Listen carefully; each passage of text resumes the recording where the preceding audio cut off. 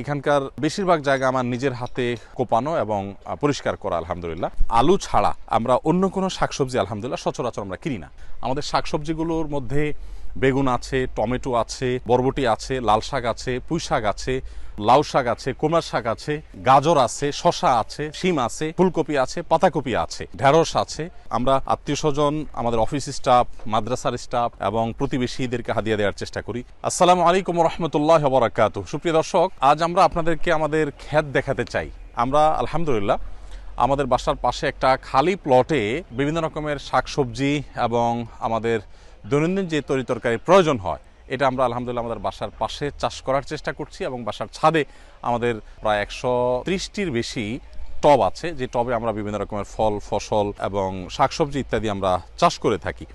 এটা আপনাদেরকে দেখাবার উদ্দেশ্যটা হলো যে অনুপ্রাণিত করা, যে আমরা প্রত্যেকটা মানুষ চাইলে আমাদের বাসার আঙ্গিনায়, আশেপাশে, বারান্দায় আমরা অনেক রকমের শাকসবজি চাষ করতে পারি, অনেকে ছাদে করতে পারি, এমনকি যারা ভাড়া বাসায় থাকি তারাও চাইলে বারান্দায় আমরা একটু মরিচ গাছ লাগাতে পারি, একটু কিছু একটা করতে পারি। এতে একে তো আমাদের ফিজিক্যাল এক্সারসাইজের সুযোগ হয়, ব্যায়ামের সুযোগ হয়, আবার দ্বিতীয়ত আমাদের নিজের যে দৈনন্দিন প্রয়োজন আছে, যে সমস্ত সবজি এবং যে সমস্ত শাক তরকারি, সেগুলোর অনেকটা আমরা মেটাতে পারি। বাসার প্রত্যেকটা মানুষের অংশগ্রহণ আছে এখানে। আমি নিজে এখানকার বেশিরভাগ জায়গা আমার নিজের হাতে কোপানো এবং পরিষ্কার করা আলহামদুলিল্লাহ।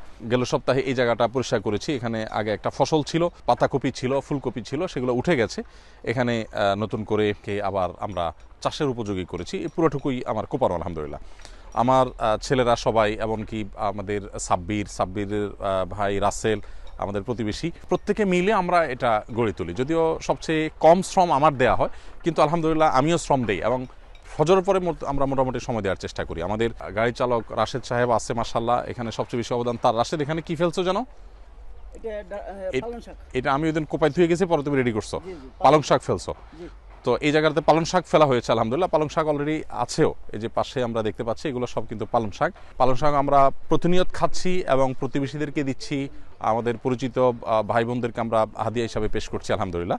এখানে আপনারা দেখতে পাচ্ছেন লাল শাক আছে এবং ওদিকে ধনেপাতা আছে এবং গাজর আছে। ওইদিকে দেখা যাচ্ছে মাশাআল্লাহ পাতাকপি দেখতে পাচ্ছি। পাতাকপি আমরা অনেকগুলো পাতাকপি খেয়েছি এবার আলহামদুলিল্লাহ। এই পাতাকপিগুলো আমরা অনেককে হাদিয়াও দিয়েছি, শেষমেশে কয়েকটা আছে। এদিকে আলহামদুলিল্লাহ আমরা দেখতে পাচ্ছি যে শালগম লাগানো হয়েছে। এগুলো দেখতে পাচ্ছি আমরা পুঁই শাক তোলা হয়েছে আলহামদুলিল্লাহ, অনেক সুন্দর এবং বেশ পরিষ্কার পুঁই শাকগুলো আলহামদুলিল্লাহ। পুঁই শাকের পাশাপাশি পুঁই শাকের বিচি আলাদা করে খাওয়া যায়, আমরা জানি। এটা হলো পুঁই শাকের বিচি। এটা হলো মাশাআল্লাহ আমরা দেখতে পাচ্ছি বেগুন। আমাদের প্রচুর পরিমাণে বেগুন হয়, বিশেষ করে ছাদে আমাদের সবচেয়ে বেশি বেগুন হয় আলহামদুলিল্লাহ। টমেটোর পাশাপাশি খিরাইগুলো অনেক স্বাদের। আমি সকালে একটা খেয়েছি আলহামদুলিল্লাহ। কাঁচা মরিচও আছে আলহামদুলিল্লাহ। এখানে লাগানো হয়েছে লাল শাক, লাল শাকের খেতে পানি দেওয়া হচ্ছে। আর ওইটা হলো ঢেঁড়স। আমরা একটু বলে রাখি, আমরা সাধারণত গোবর নিয়ে আসি এবং এই গোবর আমরা বাহির থেকে এনে গোবর দিয়ে মোটামুটি সারের কাজটা করি। আমরা যথাসম্ভব গোবর নির্ভর বা আপনার প্রাকৃতিক সার যেটা, সেটার উপর নির্ভর আমরা করি। এখানে দেখতে হচ্ছে মরিচ গাছগুলো, প্রচুর পরিমাণে মরিচ ধরে আছে আলহামদুলিল্লাহ। মরিচগুলো দেখতেও বেশ সুন্দর লাগে এবং আমাদের ছাদে প্রচুর পরিমাণে বম্বে মরিচ লাগানো হয়েছে আলহামদুলিল্লাহ। এবং এই দিকে আমরা দেখতে পাচ্ছি হলো বরবটি সিম অনেক বেশি গাছ আলহামদুলিল্লাহ। এগুলো কিছুটা জঙ্গল হয়ে গেছে, অবশ্য জঙ্গলগুলো সাফ করাটা কঠিন হয়ে গেছে, এত গাছ হয়েছে। বরবটি সিমগুলো বেশ সুস্বাদু। আমরা আত্মীয় স্বজন এবং আমাদের অফিস স্টাফ, মাদ্রাসার স্টাফ এবং প্রতিবেশীদেরকে হাদিয়া দেওয়ার চেষ্টা করি। তারপরে ওই পাশে আছে লাউ এবং কুমড়া। লাউ আলহামদুলিল্লাহ অনেকগুলো লাউ আমরা এবার খেয়েছি, আল্লাহ তৌফিক দিয়েছেন, আল্লাহ শুকর। আমাদের দর্শকদেরকে বলে রাখি যে আমাদের শাকসবজি কেনা লাগে না বললে চলে।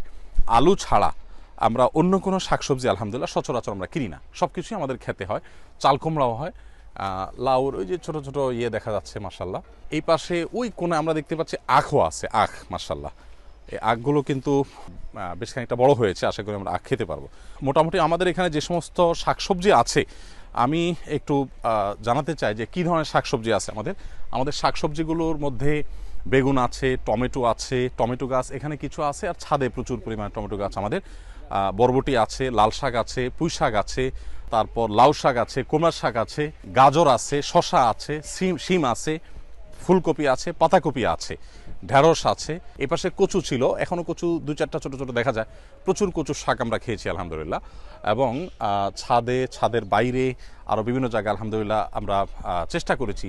বারান্দায় আমার মেয়ের বারান্দায় আলহামদুলিল্লাহ বোম্বে মরিচ ধরেছে অনেকগুলো। আপনারা মাশাআল্লাহ বলবেন যাতে করে বদনজর না লাগে। প্রিয় দর্শক, যাই হোক, আপনাদেরকে এটা দেখাবার উদ্দেশ্য হলো অনুপ্রাণিত করা।